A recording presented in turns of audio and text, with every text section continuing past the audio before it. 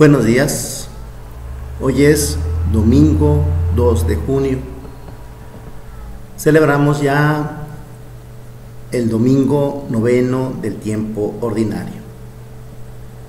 En el Evangelio contemplamos la llamada fe del centurión. Conocemos la historia, como un centurión romano, podemos decir enemigo del pueblo judío porque eran los que estaban invadiendo el país. Pero ese centurión era una persona noble, de los que buscaban a Dios, de los que eran nobles con los judíos. Van unos jefes de sinagoga, unas personas importantes entre los judíos, a abogar por él ante Jesús, y dicen que es una persona que incluso les construyó una sinagoga, que ha sido bueno con ellos. Tiene un criado paralítico que sufre mucho y tiene fe en que Jesús lo puede curar y pide que intervenga.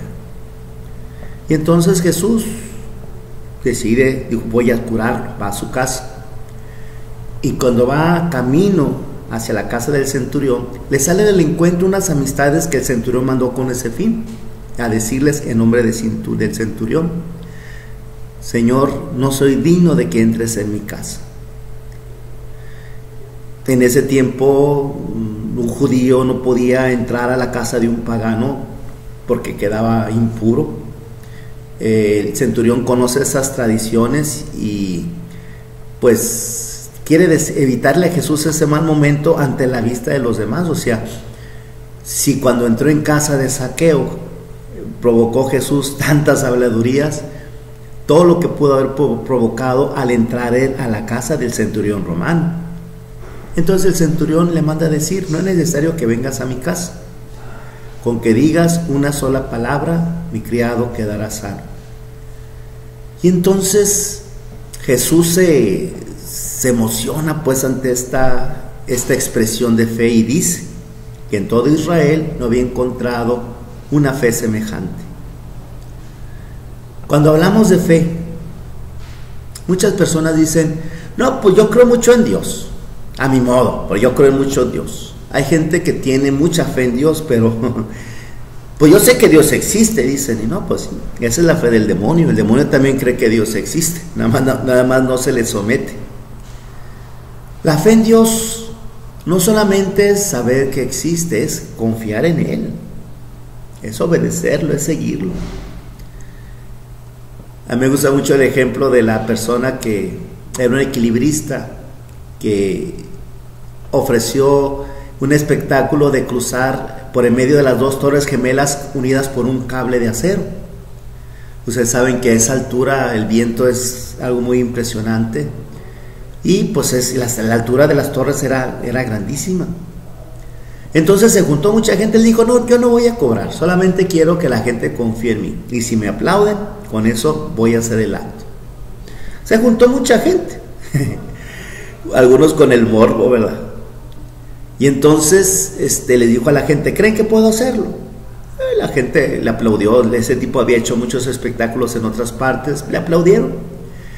Y el tipo sube, está puesto el cable entre las dos torres gemelas, y sube caminando como Pedro por su casa. Baja, y pues la gente muy contenta: voy a volver a cruzar, pero ahora me voy a vendar los ojos. ¿Creen que puedo hacerlo con los ojos vendados? Bueno, un margen mayor de dificultad. La gente aplaudió, mucha gente aplaudió, gente ya no aplaudió. Con los ojos vendados el tipo cruzó como que sin nada y volvió a bajar. Y dijo: voy a volver a cruzar, pero ahora, además de traer los ojos vendados, me voy a trabar los pies. Un recurso que tiene un equilibrista, si se pierde el equilibrio, es abrir un poco el compás. Al trabarse los pies, renuncia a esa posibilidad y pues caería al vacío. Pues ya muy poquita gente aplaudió, nomás los más morbosos, digo yo, ¿no? Y entonces el tipo, así con los ojos vendados y los pies trabados, pudo pasar el cable.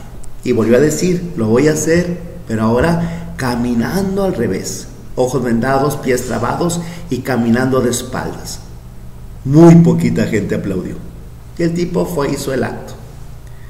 Regresó y dijo: voy a hacerlo por última vez, pero además de tener los ojos vendados, los pies trabados, ir caminando hacia atrás, voy a ir empujando una carretilla. No, pues la gente se quedó callada, ¿verdad? Porque pues era mucho riesgo. Ya mucha gente no aplaudió y él dijo, con una gente que cree en mí lo hago. Silencio en la plaza. Finalmente por ahí un tipo empezó a aplaudir. Dijo, ¿tú crees que lo puedo hacer? Yo creo que lo puedes hacer. Tienes que estar muy convencido. Estoy súper convencido. ¿De veras crees que lo puedo hacer? Sí. Bueno, entonces vente porque tú vas a ir sentado en la carretilla. No sé si el tipo seguiría aplaudiendo o dejaría de aplaudir. Pero la fe es esto. La fe no nomás es decir yo creo, yo sé, yo pienso, yo tengo entendido. No, no, no. La fe es confiar. La fe no nomás es decir que Dios existe, sino hacer lo que Él nos pide. Porque repito, el demonio también sabe que existe, pero no se le somete, no lo obedece. Estamos llamados a tener esa fe que confía, esa fe que se abandona, esa fe que hace lo que Dios le pide.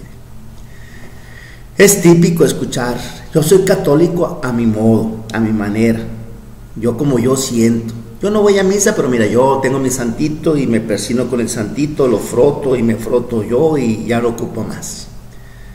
Hay quienes hacemos la fe a nuestra manera, a nuestra medida, y no. La fe es una respuesta a una llamada. El hombre de fe no descubre a Dios, no, el hombre de fe lo escucha. El hombre de fe no es el que de sí le sale el encontrar a Dios, no. El hombre de fe es aquel que puede, escuchando lo que Dios le pide, darle una respuesta. Tenemos un gran ejemplo de una gran mujer de fe, nuestra Madre Santísima, la Virgen. Y esa fe, nos decía el Papa Juan Pablo II cuando vino aquí en México, tiene varias dimensiones. Esa fe, primero que nada, es una escucha. La fe, básicamente, primero que nada, es estar atento a lo que Dios te diga. María escucha atentamente lo que el ángel le dice. La fe, la primera dimensión de la fe, entonces, es estar atento, saber escuchar. La fe también tiene ese otro aspecto de una búsqueda, de una pregunta. Todos tenemos dudas. Y hay gente que dice, se me ha llegado a confesar que tienen dudas de fe. No, tener dudas no es pecado. El problema es no hacer lo posible por resolverlas. El problema no es tener dudas, el problema es no buscar las respuestas. La Santísima Virgen tiene dudas y le pregunta al ángel, ¿cómo es posible esto? Una definición de teología dice que la teología es la fe que trata de entender mejor. Y estamos llamados a eso, a preguntarnos, bueno, ¿y por qué tengo que ir a misa? ¿Y por qué me tengo que confesar? ¿Y qué es la misa? ¿Y qué es la iglesia? ¿Y por qué es la iglesia? ¿Y por qué Esas dudas que tenemos en la mente no está malo que las tengamos.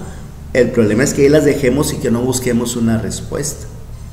Qué bueno que también nosotros hagamos esta teología práctica de esa fe que trata de entender mejor lo que Dios le pide. Después, la siguiente dimensión es la aceptación. Así como hay una escucha y una búsqueda, el siguiente paso tendría que ser una aceptación. Porque no nada más es una idea que se te presenta a la mente para verla muy bonita, es un compromiso que tú vas a adquirir. Tener fe es comprometerte con Dios, es asumir los riesgos que implica creer y es asumir las características de una persona que cree, los compromisos, las actitudes, las maneras de ser, de actuar, de vivir. La fe se tiene que expresar en nuestras obras. ¿Qué diría Santiago? Muéstrame tu fe sin obras, que por mis obras yo te muestro mi fe. La fe, por lo tanto, la siguiente dimensión es esta, la coherencia. Una vez que yo he escuchado, una vez que he profundizado, una vez que he aceptado, ahora tengo que asumir un estilo de vida acorde con lo que digo que creo. Recuerdo que un padre nos decía, las personas que dicen que no creen en Dios y se portan bien, pues qué tontos, ¿para qué se portan bien? Que le dé vuelo y le eche todo lo que quiera. Pero, decía este padre, las personas que dicen que creen en Dios y se portan mal, esas no son tontas, esas son pip, más arribita y censurado, ¿verdad? Porque si dices que existe un cielo y no haces lo posible por ganártelo, y si dices que hay un infierno y no haces lo posible por no caer en él, pues tú no eres tonto, eres más que tonto. La fe implica pues una coherencia. Y finalmente la última nota de la fe, la constancia. Nuestra Madre Santísima dijo sí ante el ángel, dijo sí ante José y ante medio mundo que la criticaban, que la juzgaban. Ella siguió diciendo sí a lo que le había dicho a Dios. Dijo sí cuando esa circunstancia difícil la hizo viajar de 9 meses de embarazada en un burro hacia Belén. Dijo sí a que su hijo naciera en una cueva tan fea. Dijo sí cuando el ángel los mandó irse a Egipto, cruzar el desierto con un bebé recién nacido. No era muy buena idea. Dijo sí a una vida de trabajos y sacrificios oscura, silenciosa. Dijo sí cuando el hijo se largó de la casa y no volvió. Y dijo sí cuando lo vio despedazado sobre una cruz. Y dijo sí cuando el día de Pentecostés estuvo presente invocando el Espíritu Santo para la iglesia como madre de la iglesia que es. Decir que tengo fe no nomás es porque traigo una cristote aquí colgado, una medallota, o porque estoy en tal o cual grupo, o porque voy a tal o cual cofradía o archicofradía. Decir que tengo fe no es porque tengo el catecismo de la iglesia y la Biblia y me lo sé al derecho y al revés, hasta te puedo rebatir a ti. Mira, aquí dice la Biblia, aquí dice. La fe va a implicar más que acá.